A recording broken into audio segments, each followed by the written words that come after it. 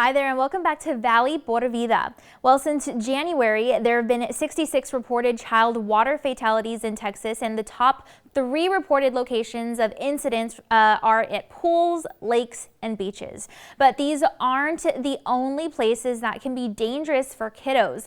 Backyards and bathtubs can also be places to be cautious when it comes to the home environment. So we went ahead and spoke with an expert to learn all about helpful tips that we can keep in mind when it comes to child water safety. So here's today's Safety Check segment. My name is John. I'm with the Texas Department of Family and Protective Services. And this morning we're giving the opportunity to talk to everybody who lives in the Rio Grande Valley about water safety. One of the unique things about the Rio Grande Valley is we have so many different water venues that as a family we can enjoy together. We have the coastline, which is great to head out to the beach. We have pools, we have rivers, we have ponds, we have everything coming through South Texas. And one of the things that we want to remind you of is we want to make sure that when we do enjoy those water venues that Texas has to offer, that we do it safely. And that's something that we can do together as a family. And that's why we will always encourage, families that if you don't know how to swim as an adult, this is a great opportunity for you to do something as a family to bring all of the children together and go take swim lessons as a family. It's great physical activity, it's great exercise, it's a great family bonding experience, and then you're also creating a skill set in your child that will not only save their life, but could possibly save the life of somebody else in the future. And so when we talk about water safety, it all begins at home, as the old expression goes. Whenever we talk about water safety, the first thought that goes through everybody's mind is a pool. And yes, pools are the #1 reported location for child water incidences. However, there are several water hazards that are right inside your home that you may not think of. There's bathtubs, there's the toilet, there's buckets, and we've had accidents occur in all of those. So whenever you're inside the home, we always recommend that when you're bathing a child, one of the first things you want to do is collect everything that you're going to need. So you don't have to, I'm going to leave the child in a tub for just a moment and go run and grab a towel. No, bring everything with you so you don't ever leave that child unattended in a tub. If the doorbell rings, wait. Or if you have to, take the child out of the tub and bring the child with you to answer the door. Leave your cell phone on the counter. Don't take it in there and be distracted by it.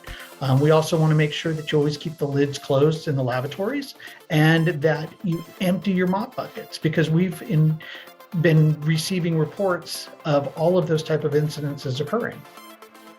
Whenever we talk about pools, there's 2 major types. There's backyard pools and there's the more public venue pools. In the backyard pools, you want to make sure that you have the proper fencing going around your pool to prevent anybody from accidentally getting into that pool. They make what's called pool alarms. And you should never have a child in the pool unattended, especially in your backyard pools. You want to make sure that you always have eyes on the child, because if you can't see them, you can't save them. If you have children in the pool, have a designated watcher. Pick one adult that is going to be the observer of that child and rotate that responsibility, share it amongst the other folks that are there. But this goes back to, again, teaching your children to swim is empowering them with the skill sets that could possibly save their life or a life of another.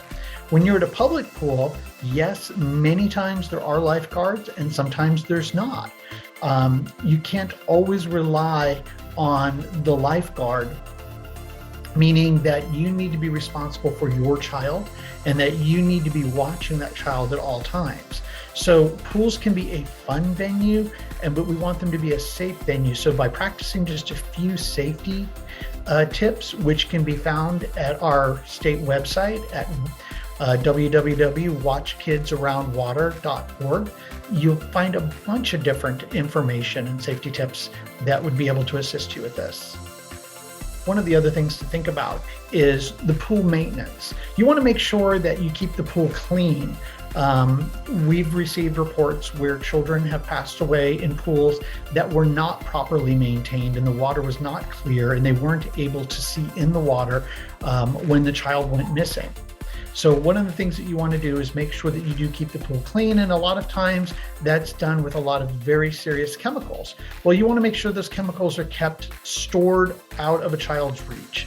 You want to put them up in a place where they're going to be in a safe place where children won't have access to them. The other thing is some pools come with drains, and those drains actually have a kind of a sucking motion that draws water down.